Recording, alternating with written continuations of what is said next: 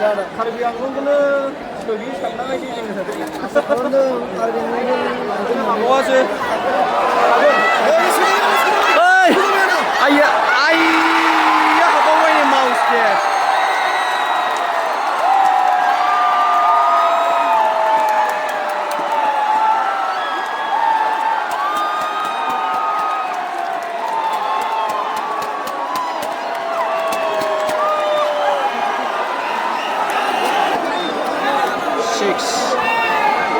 मिनिटाव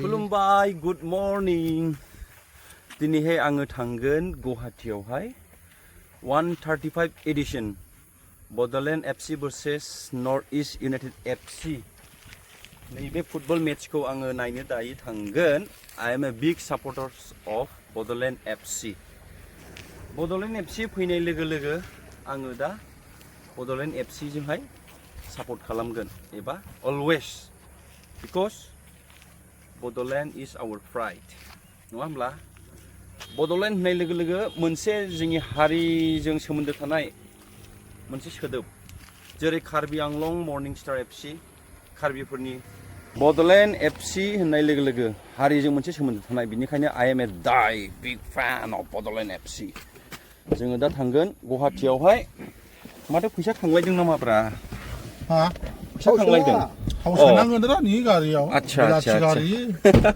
खम समनिलाय मोनसे जानाय हा 3000 थावा 3000 थोस्लाबनाय नङा ओहो स' जोङो आइलेण्डनिफ्राय बिराद बुरजा एसे सापर्टार्स हिसाबै बड'लेण्ड एफसिनि सापर्टार्स हिसाबै जोङो थांगोन दा जोंबो नै आंना दिनै ग्रुपआ बोराय बोरायसोलै नै बोराय खावग्रा होमब्लाबो मोसायो बड'लेण्डहा जोंहा गोबां सापर्टार्सफोर दङ एक्रस अल आसाम दाब दाब जायगानिफ्राय जेरै हमनानै ला गहपुर धेमाजि बैथिंजायनिफ्रायबो फैगोन नट अनलि फ्रम बिटिआर नङा होमब्ला दा बे हिसाबै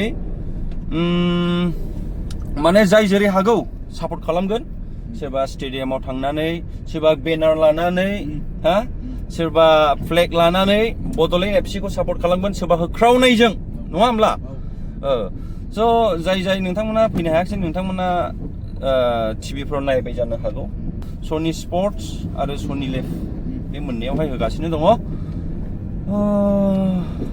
दिनैथ' गारिया आंनिखायसो फ्रियाव मोनजालांगोन बायदि मोनजोब्बायलै आङो नोंसोर बेखौ गोसो सिङावहाय सानना लाखायाखैब्रा आदै बेफोरखौ एसे बुंग्रोनाय जाबायलै सानदोंना सानाखैमोन आं गनायनि बुंना लाग्रोखाबायलै जिखुनु लोगोफोर थांगासिनो दङ बड'लेण्ड एफसिआ देरहानांगौ नट अनलि देरहानो थाखायल' नङा होमब्ला it's a part of game जेननाय देरहानाया थायो बाट जोङो जेसेबां हायो देरहानायखौ जोङो लुबैदों आरो जों बोलो होगोन औ आदै दैयाबो देरदों आइ दैया जोंना गलसे सोगाफा औ कफि साहा लोंगाफा बेयाव कफि साहासो दं नामा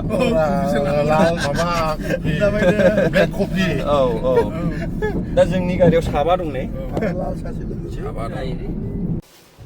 मारै एथ' गोबाव जाखोरा आदै 35ल' फैसाखौनो एथ' गोबाव सानबाय नामा थाबदों गोदान दासो 369 किल'मिटार थांनो हासिगोन एसे बारायलांबावगोन बियो र'दा जोंल' सापर्टारफोरा नामा सोर सोर दंबाव दङलै आइलेण्डनिफ्राय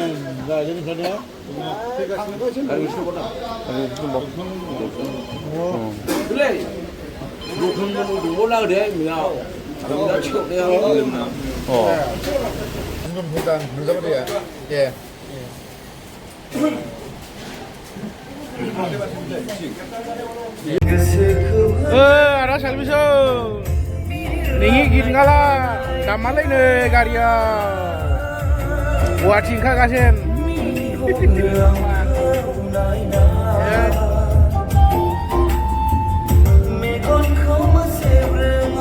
नोंनि गिदिबा खोनासंबावो फेन्सि बाजाराव फिसा खामानि दं दा नैबे गोदान ब्रिजजोंहाय बारस'नाय जाबाय दिनैसो फार्स्ट टाइम का आंबो दिनैसो फार्स्ट टाइम का आंबो वाव बिराद सर्टकाट जासैलै मोजां मबाइलाव नुयोमोन मा मुंथाय माबा बानायनाय मोसानाय ओइ बिनि नामखौ दोनबायना दोनाखै हा नाम दोनबाय दोनाखैदां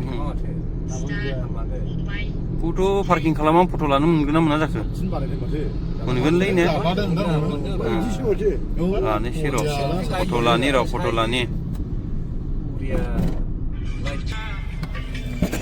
फट' लानोसै आं फट'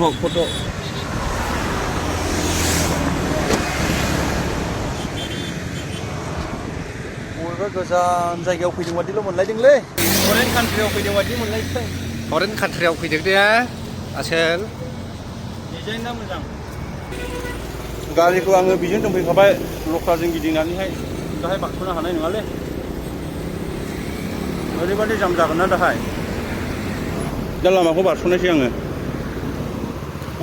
आसोला हनै ओइ ओरै गानखानोसै औ दे लाबोजोबबाय गस्लाया थेंक इउ दोनहैदो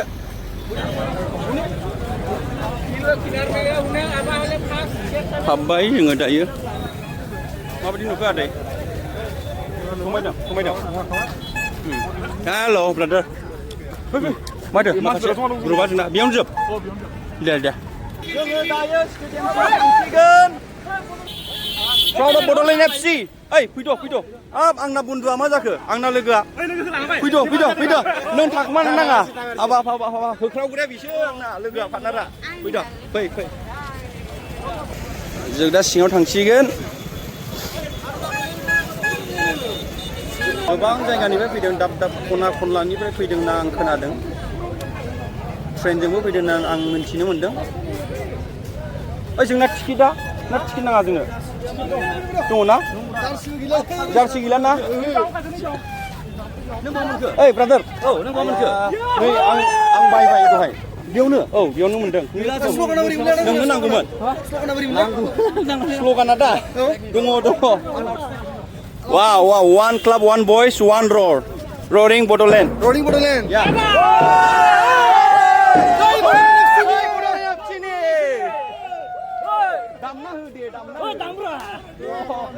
Ram damग्राया जोंनियानो आं दा खोन्थागोन र' जय बड'लेण्ड FC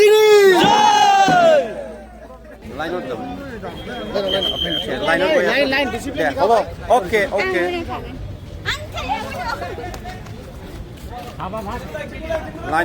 लाइन आउट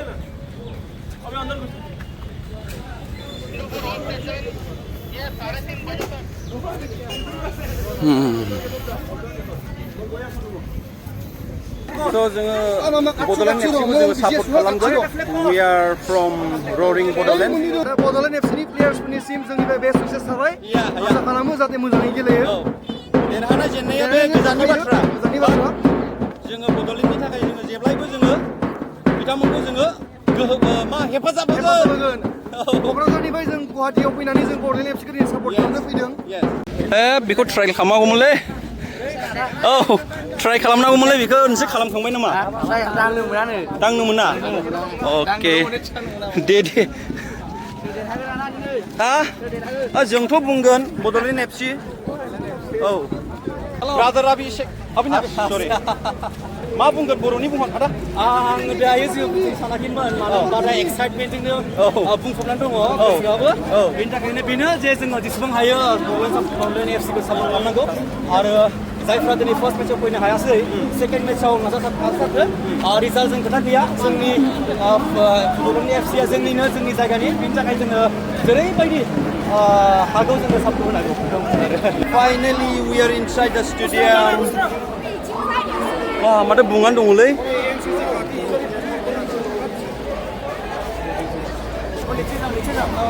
र' जायगा लाग्रानि रायजोफोरथे जायगा लाग्रानि नियम जागोन दे बोलो हो फै Abdul After drum here.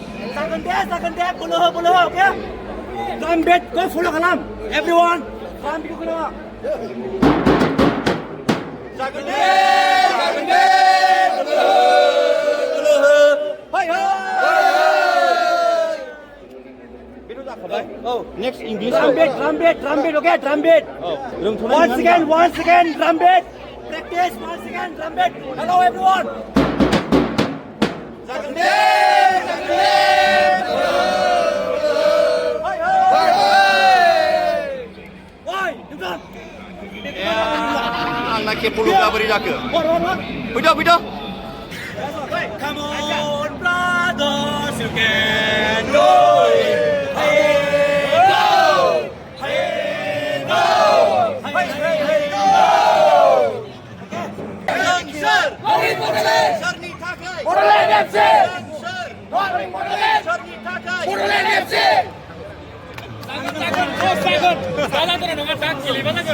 Unity grows, one club, voice rise, one voice, heart roar, one roar. That's it. Nai, mukul nai.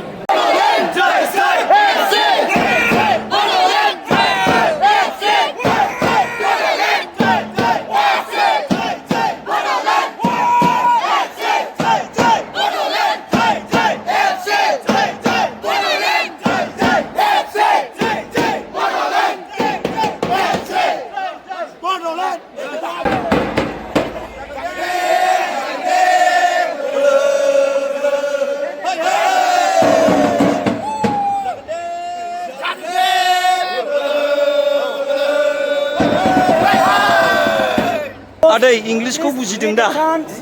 जायो दा? बड'लेण्डल' होनदों आदै दे? 1, 2, 3, let's start, okay? 1, 2, 3, go! Who scores? Bodoland! Who wins? Bodoland! Who scores? Bodoland! Who wins? Bodoland! Who scores? Bodoland! Who wins? Bodoland! Okay, sabar. Okay? Kesola. जों सोर? Roaring Bodoland! सोरनि थाखाय? Bodoland FC! बिराद गरम दसे प्रेक्टिस खालामबाय जोङो दा जेब्ला फिल्डआवहाय एन्ट्रि जागोन अब्ला जोङो जेसेबां सोलोंदों जोङो बे स्ल'गान्सफोरखौहाय जोङो बेखौहाय होख्रावनानै जोङो सापर्ट खालामगोन जोंनि टिमखौहाय स्टे टिउन गाइस फैयाखै नै दासिमबो प्रेक्टिसनि थाखाय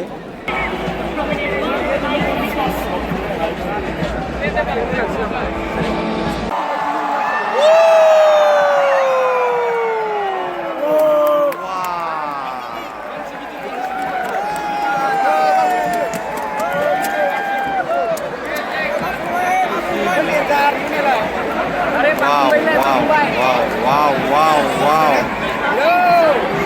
दंबावो नै मोनसे दंबावो बारजों बुखार जागासिनो दां गोजौआव आरो सासे फैबावनांगौ दङ बहा हौनै फैगौ नै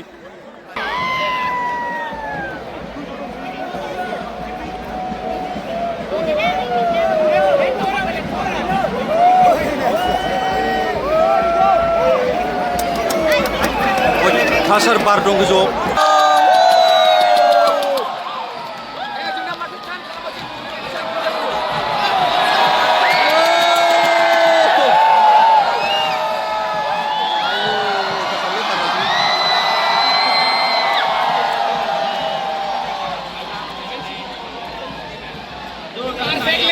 Perfect landing.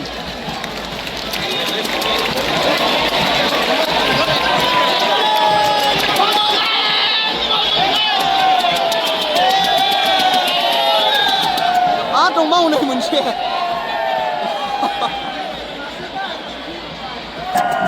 दुरान काप लानानै landing it's landing perfectly landed yes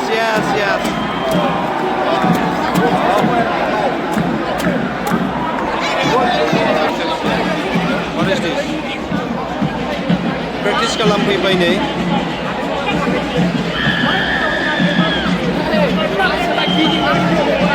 जोंनि टिमा जाहैबाय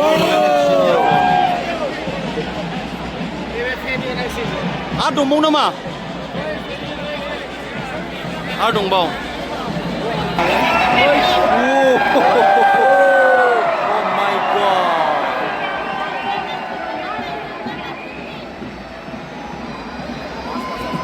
गिदिर फांखाजों फैदों आसोला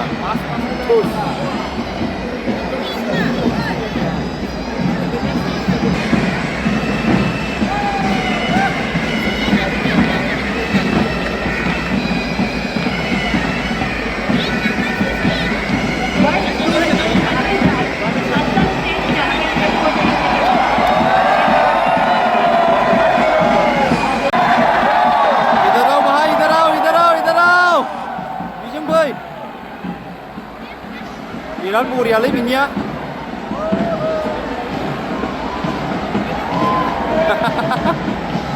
जायगा लायै लायै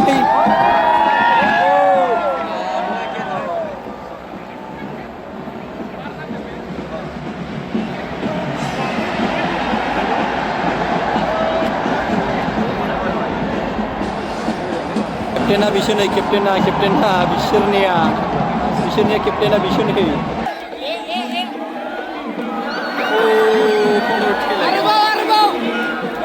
थैलायगोन दे हगारलायला नै बलखौनो सोर मोनग्रोआमोनथाय आइया गैलालै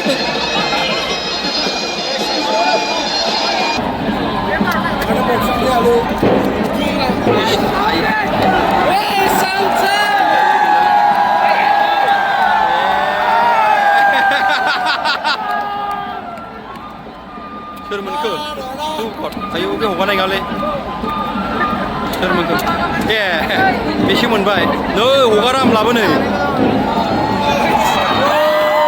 साला द्रामासो खालामदों ओइ बे द्रामासोथार बियो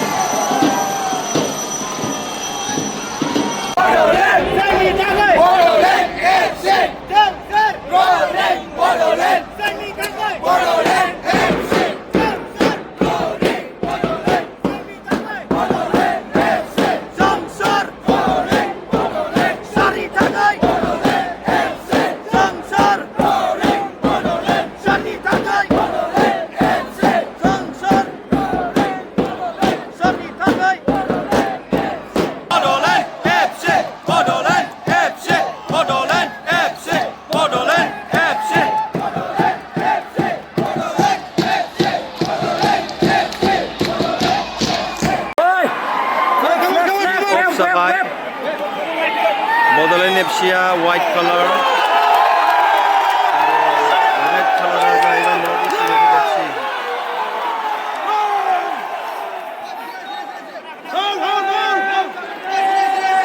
बोलो जागोन दे बोलो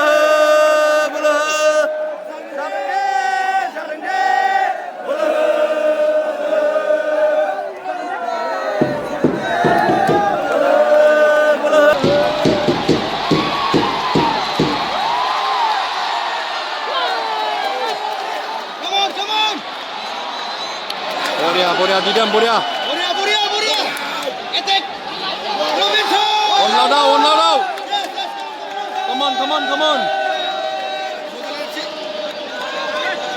Josh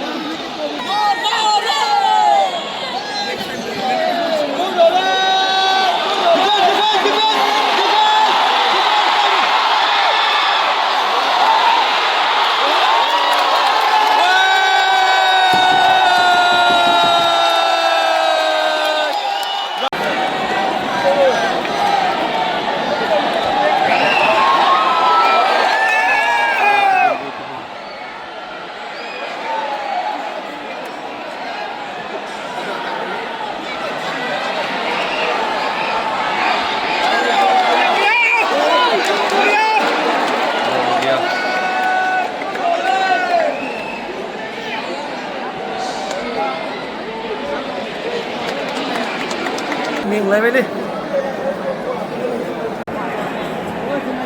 corner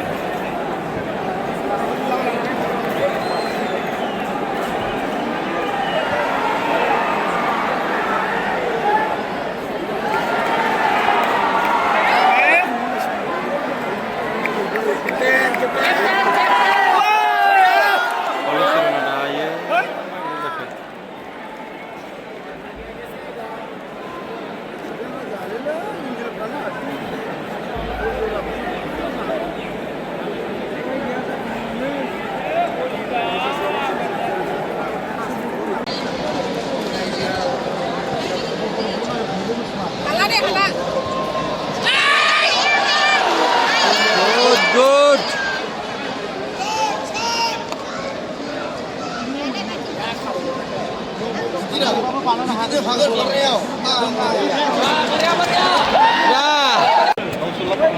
Ball मोनबायलै मा खालामो बे फाग्लाया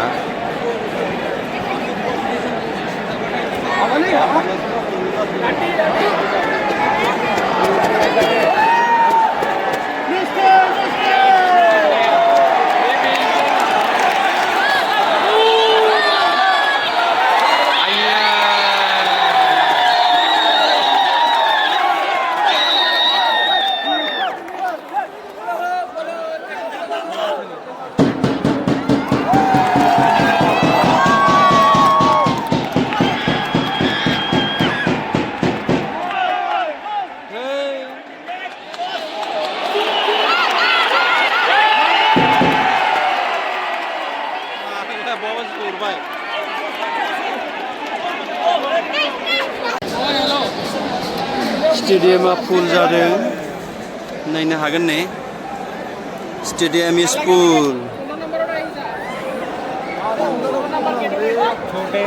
स्टेडियामा फुल जादों रायजोफोर बेनिफ्राय हाफ टाइम जासिगोन एसे दंबावो 41.22 सेकेन्ड जानानै दङ दायो आरो score is 0-0 and everybody is watching very carefully बयबो गोसो होनानै नायदों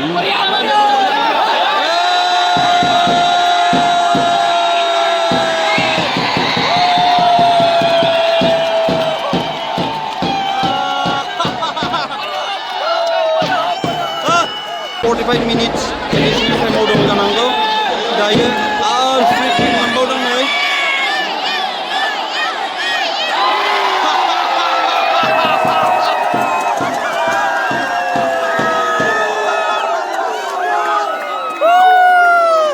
handsome boy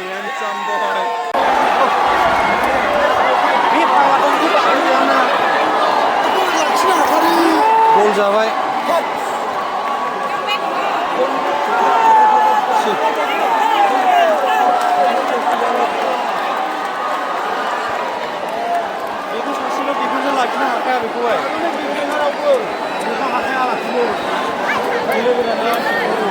जेबो नङा स्कुल हेब टाइम दासो हाफ टाइम थांदों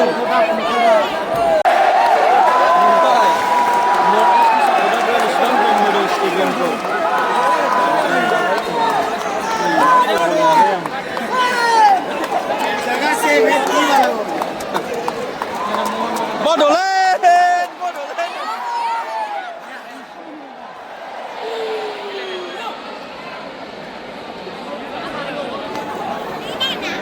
boringly brother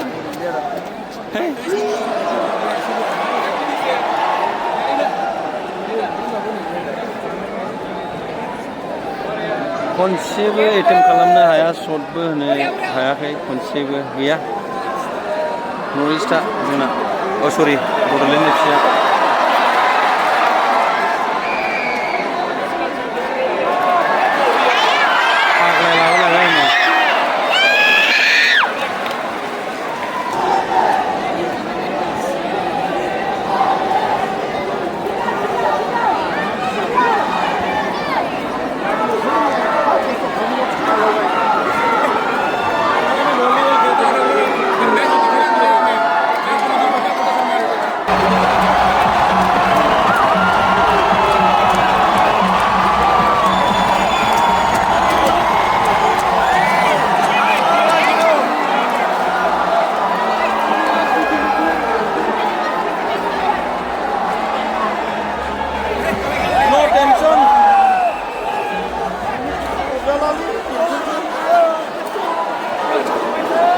score is 4.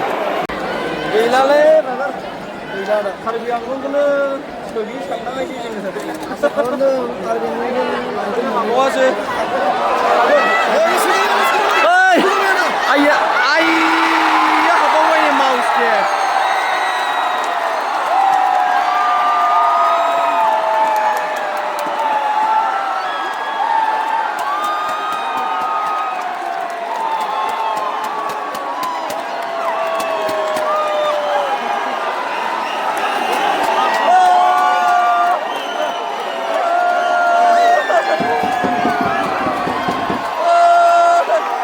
The score is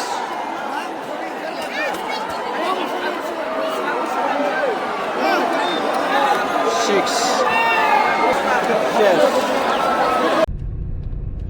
बिराद जाम नुवाखै नाग्रा दामलाय नेगौ जिखुनु नायनानै फैबाय जोंनि हारिनि टीम हिसाबै जोङो सापर्ट खालामनांगौ जेनब्लाबो देरहाब्लाबो जोङो जेनदों होननानै जोङो नादाबासिं खालामना होनो नाङा जिखुनु जोङो बेखिनिसिम प्लेटफर्माव जों दा गेलेनो हादोंथ' लासैथ' मोजां जालांगोन उननि जेनेरेशन्सफोरनि टाइमावथ' मोजां जालांगोन फार्स्ट अफ अल जोङो प्लेटफर्मखौल' मोनग्रोनांगौ बिदिनो मोनफा मोनफा बाहागो लालांनो हानानैहाय लासैनो मोजां मोजां प्लेयार्स दिहुनलांनानै जोङो गेलेलांनो हागोन बड'लेण्डखौ नाम खालामलांनो हागोन जेबो नङालै जेननाय देरहानाय थाखाय नोंथांमोनालाय मानोथो एफाराब लाजिसिं सिं मासिं बेफोर खोथाखौ बुङोब्रा नोंसोरलाय बुंनाङा बेफोरखौ ज' सोबाय था जेबो नङा दसे टाइम पास जाफैलायबाय जोंना थानो हाखायाना जों नायफैखायो गोजाननिफ्राय फैनायाबो टाइम पास जाफैलायबाय जोंहा ना आदै दासो कफि साहा लोंनायखाय गासिबो गरम गोजालै बड'लेण्ड एफसिल' गाननाया ड्रेसा बड'लेण्ड एफसि गोजानै ड्रेस गाननाया जोंना जार्सिया 7थासोल' बायदेरनाङासै जों दा गांबा गां बायखाबाय नालाय मोनसे दाखाबाय जोंबो आइलेण्डनि बोरमा अमा खेलायाव जाबायनो हायो ना माहा जोबायनो अमा जानाय दाउ जानाय हांसो ट्राइबेकार आयै दोनथ'बाय रायजोफोर दोनथ'बाय